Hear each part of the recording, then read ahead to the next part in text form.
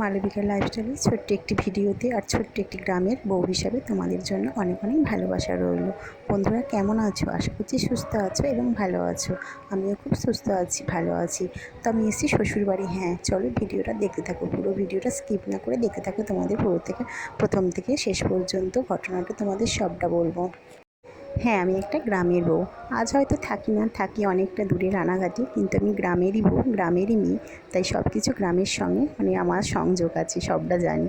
তো দেখো, শাশুড়ি মেয়ে বাড়িতে একটা উচ্ছে গাছ বসিয়েছিল, নাকি বলছে পাকা দানা ছিল, এরকম দানা ফেলে ফেলে কি সুন্দর যে গাছটা হয়েছে। তোমরা দেখো কত ফল ধরেছে, দেখছো? মানে গাছটা দেখো তাজা, আর অনেকটা জায়গা জুড়ে আর কি ছড়িয়েছে। কোনো ওষুধ নেই, সার নেই, পুরো একদম খাঁটি যাকে বলে। আর আজকে কেন তুলসী বলো তো, এই পাতাগুলো একটু বড়া খাওয়ার ইচ্ছা গেছে। টাটকা গাছের এই শাকের পাতাটা খাওয়াটা কতটা উপকার বলো তো। আমরা তো খাই বাজার থেকে সবাই কিনে, কিন্তু অত তাজা না এবং কিনে, আর এই গাছ থেকে তুলে খাওয়ার মজাটাই আলাদা বন্ধুরা। আর দেখো, এতে কোনো ভেজাল নেই, সার নেই, ওষুধ নেই, খাওয়াটা কতটা উপকার। তাই একটু তুলে নিলাম, আর মনুকে বললাম একটু ভিডিও করে দিয়ে আমার বন্ধুদের সঙ্গে আমি শেয়ার করব। চলো আজকে তোমাদের আমি বাড়িতে এসে কী করি, আমার গ্রামের বাড়িতে আমার কীরকম কী আছে বা কী না কী, সবটা তোমাদেরকে এই ভিডিওতে দেখাবো। আমি সেই গ্রামের বউটাই রয়ে আছি কিন্তু। আর এদিকে দেখো, শ্বশুরমশাই চাষি মানুষ। তো উনি চাষ করেছেন ঢ্যাঁড়স। তো ঢ্যাঁড়সটাই 2-4 দিন কয়েকদিন তুলছেন, বেশি দিন না। এই খুব কয়েকদিনই হয়েছে আর কি, তাই অল্প অল্প ঢ্যাঁড়স হচ্ছে। তো বিক্রি করার জন্য সকালবেলায় বাপি ঢ্যাঁড়স নিয়ে চলে এসেছে। তো কীরকম দুটো ব্যাগে কীরকম করে বাচ্চা আমি জানি না, আমিও আগে বেছে দিতাম বাপির সঙ্গে হাতে হাতে, এখন অনেক দিন নেই বুঝতে পারি, শুধু একটু ভিডিও করে নিয়েছি। এদিকে তোমাদের সঙ্গে সব কিছু শেয়ার করতে করতে সকালবেলায় সোনাই উঠে পড়েছে, তোকে ড্রেস পরিয়ে টিপ পরিয়ে দিয়েছি। চলো ওদেরকে একটু খাইয়ে দেবো। আর খেলাটাও সঙ্গে দিয়ে দিয়েছি, যাতে একটু খেলে। বারান্দাতে রোদ্দুর আসে, আলো বাতাস আছে, তো ভালো লাগবে ওর। অনেকক্ষণ সময় পার হয়ে গেছে বন্ধুরা, অনেকটা ভিডিও করতে পারিনি, কারণ সোনাইকে একটু ঘুম পাড়িয়ে দিয়ে এসেছি। আর এদিকে খাওয়া দাওয়াগুলো সব কমপ্লিট হয়ে গেছে। তোমার দাদাভাই বাজারে গেছে, আজকে মাংস আনতে গেছে, তার জন্য আমি কোটাকাটি করতে বসে পড়ছি। যেহেতু সোনাই ঘুমাচ্ছে, তার ফাঁকে আমি একটু হেল্প করে দিই। মা তো করছেই, তার সঙ্গে আমি যদি না করি, অনেকগুলোই তো লোক, তাই না? তাই আদা রসুন কাটতে বসে গেছি, সঙ্গে পেঁয়াজ টেঁয়াজ সব নিয়ে বসে পড়েছি। সোনাই কতক্ষণ ঘুমাবে জানি না, আমার স্নান টানও আজকে হয়নি, কিন্তু দেখি যে একটু হেল্প করে দিই তারপরে। আর আজকে তো আবার ভোট দিতে হবে, এরকম ব্যাপার। তো ভোট দিতেও যাবো, আমার বাড়ির পাশেই, যদিও 2-4টে বাড়ির পরেই ভোট দিতে যেতে হবে। তো দেখি, তাও সময় করে তো একটু যেতে হবে, তাই না? এদিকে আমি রসুন ছাড়িয়ে নিচ্ছি। আর আজকে রান্না হবে হচ্ছে খাসির মাংস নিয়ে আসবে, ওটা একটু ঝোল ঝোল করে বানানো হবে। আর হচ্ছে পটল ভাজা, আর উচ্ছে শাকের পাতাগুলো তুললাম না গাছ থেকে, ওটা একটু বেসন দিয়ে আজকে বড়া বানাবো। বাস, আজকে আর কিছু রান্না হবে না। এদিকে তোমাদের দাদাভাই বাজার করে নিয়ে চলে এসছে, মাংস টাংস সবই নিয়ে চলে এসছে। আর নিয়ে এসছে এখানে সোনার জন্য চটি, আর প্যাক প্যাক করে বাজছে, ওই নিয়ে চলাচ্ছে আর কি।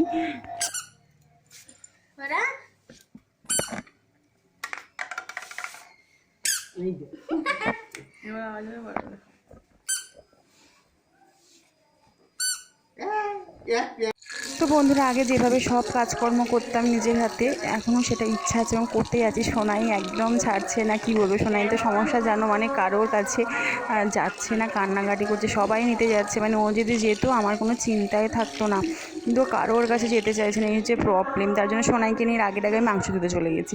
আমাকে সবাই বলছে, মা বলছে এরকম করে হয়, রাখো, আমি করছি। আমি তাই চলে গেছি। আমার ভালো লাগে না বসে থাকতে সবসময়।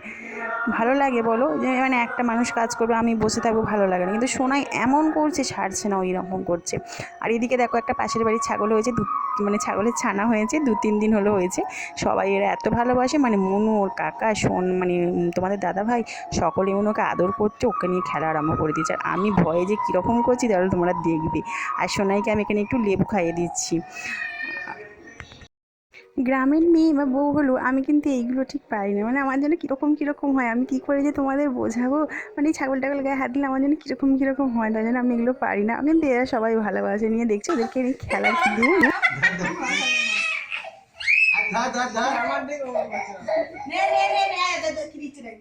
সেই জন্য আমাকে ভয় দেখাচ্ছে। আমি যতই কিছুদিন হলো শহরে যাই কিন্তু গ্রামের সব কিছু কাজকর্ম যেভাবে করতাম আগে আমি আগের মতনই আছি। যে দুদিনের জন্য বেড়াতে এসে শ্বশুরবাড়িতে কিছু করব না বা কী রকম বসে থাকবো কুটুমের মতো, এটা কিন্তু না। আমি আগে যেরকম ছিলাম সেরকমই আছি, কিন্তু সুযোগটা হচ্ছে না। সোনাইকে নিয়ে সবটা আমি পারছি না। তো এখানে ওদের ওরাও বলছে দেখো এখানে নিয়ে খেলা করছে, ওকে খাইয়ে দাও। আর সোনাই তো তেড়ে তেড়ে আমার কোলে উঠে যাচ্ছে, কিন্তু সাহস আছে, নিতে যাচ্ছে, তাও একবার উঠে পড়ছে। মানে ওই দুদিন এসছি না, ওরকম একটু প্রবলেম করছে, মানে সবাই নিতে যাচ্ছে না, ও ভয়ে ভয়ে আমার কাছে খালি আঁকড়ে আঁকড়ে উঠে পড়ছে, এই আর কি। হ্যাঁ, 2 দিন চেনা হলে হয়তো ঠিক হবে। সোনাই তো একটু সবার কাছে যেতে পছন্দ করে না, অচেনা লোকের কাছে, সেটাই করছে। এই যে লাফাচ্ছে কেমন দেখো, লাফাচ্ছে। লাফাচ্ছে। মাংস কিনে নিয়ে এসে দেওয়ার পর বললো তুমি সুন্দর করে রান্না করবে, তোমার হাতের আজকে মাংস খাবে। কিন্তু ওই যে সময় সুযোগ হলো না, সোনাই তো আমাকে ছাড়লোই না। সোনাইকে স্নান করানো, খাওয়ানো, মানে ওই সব করতে করতে সোনাই কান্নাকাটি করছে, কারোর কাছে যেতে চাইছে না, মানে সবাই নিতে যাচ্ছে, কারোর কাছে যাবে না, ওই প্রবলেম। তাই পারলাম না, বাধ্য হয়ে তোমাদের দাদাভাই মাংস রান্না করতে বসে পড়লো। সেই দেখো গ্রামের পুরো নিয়মে, গ্রামের মানে যেভাবে আমি আগে রান্না করতাম, আমার আগের ভিডিওগুলো তোমরা দেখলে তো বুঝতেই পারবে আমি এইভাবেই রান্না করেছি। আর খাসির মাংস এই কাঠের রান্নার টেস্টই আলাদা হয়, গ্যাসের রান্নার থেকে অনেক মানে দ্বিগুণ স্বাদ বেড়ে যায়। তো সেইভাবেই আর রান্নাটা হচ্ছে, ভাতটা হয়ে গেছে কাঠে আর মাংসটা হচ্ছে কাঠে। না, বাকি সব রান্নাই আজকে কাঠে হয়েছে। তোমাদের দাদাভাই বড়াগুলোও ভেজে নিয়েছে, ওদিকে দেখতে পাচ্ছ, পটলগুলোও ভেজে নিয়েছে, আর আলুগুলোও ভেজে তুলে রেখেছে, তারপর মাংসটাও কষিয়ে নিচ্ছে সুন্দর করে।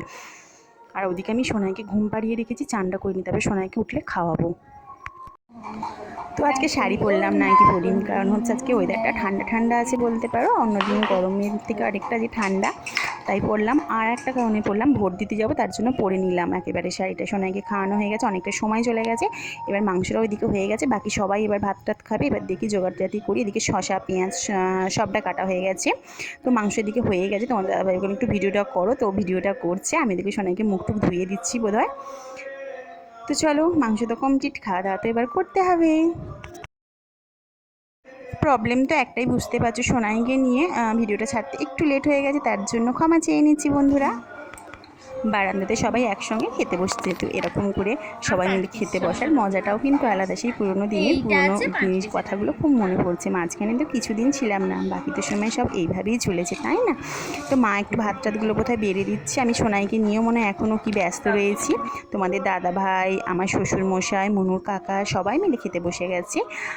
তো অনেকক্ষণ পর আবার ফিরে এসেছি, কারণ হচ্ছে আমি ভোটটা দিয়ে চলে এসেছি। কী বলো তো, সোনাইকে খাওয়ানোর পর তোমার দাদাভাই আর বাপি গেল ভোট দিতে, তখন বললো নাকি কেউ নেই আমাদের বাড়ি, যেহেতু বাড়ির সামনে, বললো 5 মিনিটও লাগবে না, ভাত বাড়া থাক, তুমি যাও। তো আমি ভাতটা মা যেহেতু বেড়ে রেখেছিল, আমি ছুটে গিয়ে ভোটটা দিয়েছি, তারপর ভাত খেতে বসে পড়েছি। এইটুকুনি সময়ের মধ্যে শাড়িতে পরেই ছিলাম, ব্যাস। তো ফার্স্টে আমি এই তেঁতো দিয়ে খেতে ভালো লাগছে, ভেবেছিলাম আমি তেঁতো একটু তরকারি বানাবো বেগুন দিয়ে আলু দিয়ে, কিন্তু সেটা না হয় বড়া ভেজেছি। তো এটা দিয়ে প্রথমে শুকনো ভাতগুলো খেতে কিন্তু বেশ লাগে, ওই দিয়ে কিন্তু অনেকগুলো ভাত খাওয়া হয়ে যায়। অনেক সময় আগে মুখ টুক খারাপ হলে এইভাবে বড়া টড়া বানিয়ে ভাত খেয়ে কিন্তু মুখটা ছেড়ে যেত, আর ভাতগুলোও আমরা খেয়ে নিতাম। তো সেটাও মনে পড়ে গেল। তো আমার উচ্ছে শাক দিয়ে, উচ্ছে পাতা দিয়ে বড়া খাওয়া, ভাত খাওয়া হয়ে গেছে। তো এবার পটল ভাজাটা একটু টেস্ট করে নিলাম, এবার কিন্তু খাবো মাংস আমি। আর সঙ্গে কিন্তু পেঁয়াজ শশা নিয়ে নিয়েছি, লেবুটা কিন্তু আমি নিইনি, লেবু কাটা ছিল, আমি ঠিক লেবুটা পছন্দ হলো না, তাই আমি লেবু নিলাম না।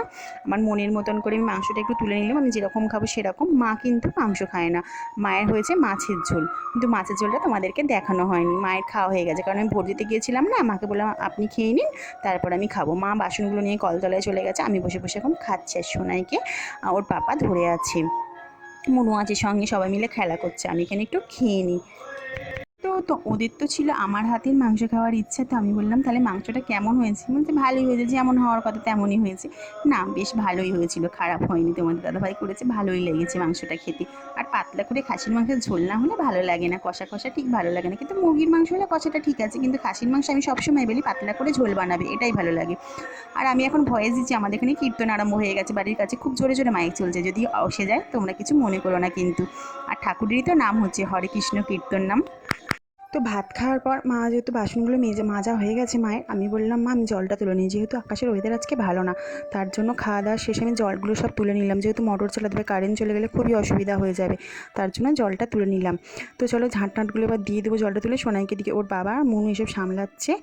তো চলো, আমার সেই পুরোনো গ্রামের দিনের বইয়ের কাজগুলো কেমন লাগলো অবশ্যই কিন্তু জানিও। তোমরা সকলে সুস্থ থেকো, ভালো থেকো, টাটা। পরের ভিডিও নিয়ে আবার চলে আসবো, টাটা।